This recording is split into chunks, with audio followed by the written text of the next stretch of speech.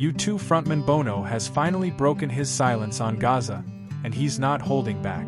In a powerful new statement, he says he feels revulsion over what he calls a moral failure in the conflict. Bono admits he stayed quiet about the Middle East until now, saying he wanted to avoid getting dragged into the politics of the region. But, as the war has gone on, he says Israel's retaliation for the Hamas attack has started to look, in his words, disproportionate and disinterested in equally innocent civilian lives in Gaza.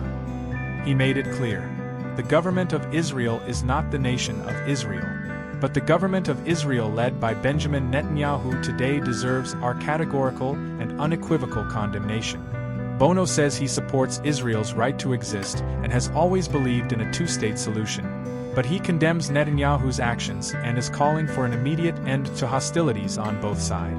He says U2 stands with the Palestinian people in their rightful demand for statehood, and also with the hostages who are still being held, urging for a rational negotiation for their release. The singer reflected on his past activism, saying he's focused much of his life on AIDS and poverty in Africa, but seeing images of starving children in Gaza took him back to a trip he made to Ethiopia 40 years ago. He says, when the deaths of children appear so deliberate, the word evil is not an exaggeration.